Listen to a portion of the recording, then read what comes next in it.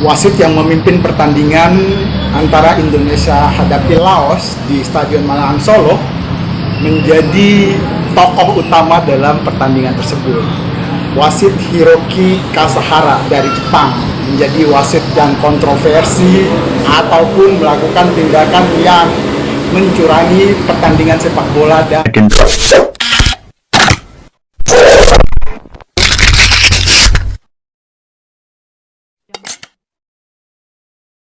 banyak kejadian-kejadian penting yang bisa kita ambil dari pertandingan semalam. 3 gol yang disarankan oleh tim skuad Garuda Muda Indonesia diciptakan oleh Kadek Ari dan 2 gol diciptakan oleh Muhammad Ferrari.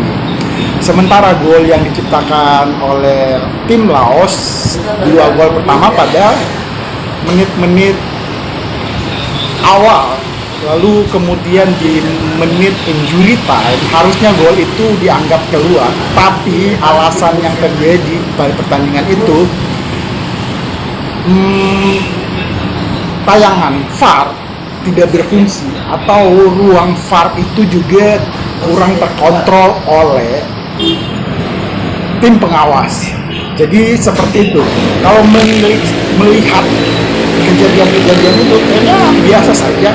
Bukannya kita ini menganggap Piala AFF, Piala ASEAN Cup ini adalah Piala Ciki, jadi nggak terlalu disesali.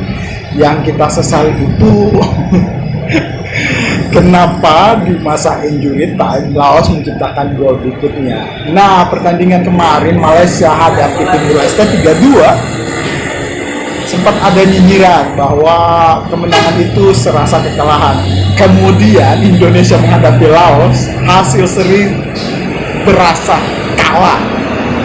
Tapi di balik semua itu kita pantas berbangga karena tim kita walaupun diisi oleh pemain-pemain muda, kita bisa membendung arus dari serangan-serangan tim Laos. Di partai berikutnya kita akan menghadapi Vietnam di Vietnam di hari Minggu nanti. Ya kemungkinannya kita tidak berharap banyak karena Vietnam bertindak sebagai tim tuan rumah, dan sepak bola kawasan Asia Tenggara sudah mewanti-wanti Indonesia jangan pandang enteng Piala AFF. Harap untuk bisa juga memainkan pemain-pemain senior, tapi ya pilihan kita adalah pilihan yang cukup berani menurunkan pemain-pemain muda skuad Garuda Muda usia 22. Dan yang terjadi semalam, Marcelino Ferdinand di kartu merah dan tidak bisa ikut pada pertandingan lanjutan di grup B ini menghadapi Vietnam. Tapi Coach Sintayong tetap membawa Marcelino Ferdinand. Itu beritanya, dan ini sedikit tayangan dari gol kontroversi Laos semalam.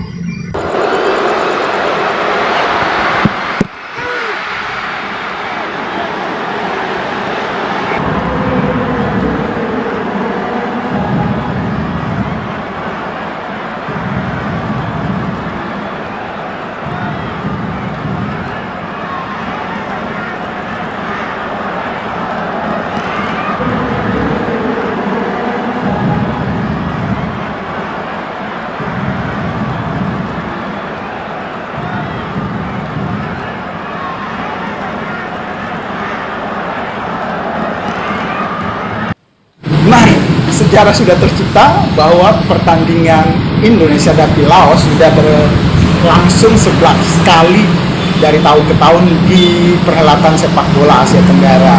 Indonesia berhasil menang 9 kali, seri 1 kali, dan belum pernah terkalahkan. Nah, semalam tercipta 6 gol dengan hasil seri 3-3. Di balik skor 3-3 ada satu prestasi yang membanggakan. Tim e-sport atau e-football 2024, tim Indonesia berhasil menjadi Piala Dunia mengalahkan Brazil dengan hasil di leg pertama skornya 2-1 dan di leg kedua juga 2-1. Ini dia liputannya dari Cebol Cerita Bola. Ini Tim Timnas Indonesia gagal meraih 3 poin saat menjamu Laos di pertandingan kedua babak penyisian grup B Piala AFF 2024. Bermain di Stadion Manahan Solo, Rafael Strike dan kawan-kawan harus puas bermain imbang 3-3 melawan tim tamu. 3 gol Timnas Indonesia masing-masing dicetak oleh Kadek Arel dan brace dari Muhammad Ferrari. Meski hanya mendapatkan 1 poin, Timnas Indonesia yang mengoleksi 4 poin masih memiliki peluang besar lolos ke babak berikutnya. Namun, cobaan besar akan dihadapi Timnas Indonesia saat bertandang ke Vietnam 15 Desember mendatang. Banyak hal terutama lini pertahanan patut menjadi perhatian Sintayong jelang duel kedua tim. Namun di sisi lain, kabar menggembirakan datang dari Timnas Esport Indonesia yang bermain di ajang resmi Piala Dunia eFootball 2024. Timnas Garuda yang diperkuat Elga Cahya, Rizky Faidan dan M. Akbar Paudi berhasil mencetak sejarah dengan menjadi juara dunia eFootball setelah mengalahkan Brazil di final. Bermain di Riyadh, Arab Saudi, Kamis 12 Desember malam, Timnas Indonesia sukses mengalahkan Brazil dengan skor 2-0 dengan rincian menang 2-1 di leg pertama dan menang dengan skor yang sama 2-1 di leg kedua. Dengan kemenangan itulah Timnas Indonesia yang diperkuat Elga Cahya, Rizky Faidan dan M. Akbar Paudi resmi menjadi juara dunia. Sebelumnya, dalam laga semifinal yang berlangsung di Arab Saudi, Rabu 11 Desember 2024, Timnas Indonesia menang 5-4 atas Turki di laga leg pertama. Kemudian pada leg kedua, skuad Garuda menang telak dengan skor 5-1. Jauh lebih dari itu, Timnas Indonesia susah payah mengalahkan Maroko hingga harus memainkan leg ketiga dengan rincian 1-0, 1-2 dan 2-0.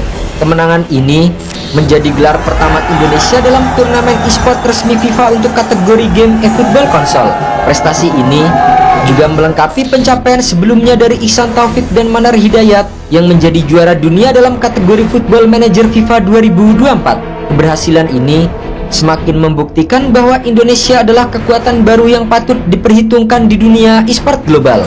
Gelar juara dunia ini tak hanya menjadi kebanggaan bagi bangsa, tetapi juga motivasi besar bagi generasi muda untuk terus berprestasi di panggung internasional. Selain itu, fakta menarik lainnya dari World Cup 2024 atau Piala Dunia eFootball 2024 adalah kehadiran pemain berdarah Indonesia di Timnas Belanda. Ajang ini diikuti oleh 18 negara termasuk Indonesia dan Belanda. Pemain keturunan Indonesia yaitu Jos Sonneveld menjadi salah satu wakil Timnas Belanda. Bahkan, ia cukup fasih dalam berbicara menggunakan bahasa Indonesia. Sosok yang punya nama alias Indominator 94 tersebut memiliki darah Indonesia dari ibunya yang berasal dari Semarang, Jawa Tengah.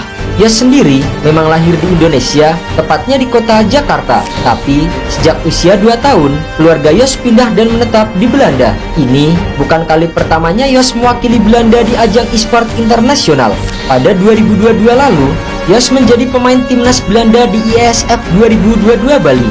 Bisa bertanding dalam turnamen IESF 2022 rasanya campur aduk buat saya. Saya lahir di Indonesia, tapi saya mewakili timnas Belanda untuk bertanding di Indonesia. Rasanya seperti berada di rumah, karena saya kenal beberapa orang yang mengorganisir turnamen ini.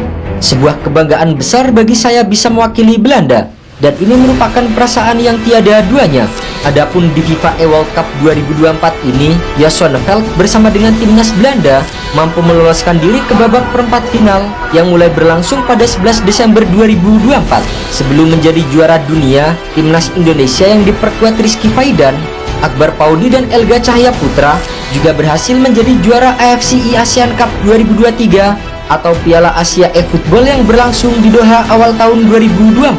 Kepastian itu didapat setelah Timnas Indonesia mengalahkan tim kuat Jepang lewat drama adu penalti. Ketenangan jadi kunci karena pada adu tos-tosan, Merah Putih hanya menang dengan skor 3-2. Dengan prestasi yang mendunia, harapannya Timnas Indonesia mampu tampil konsisten.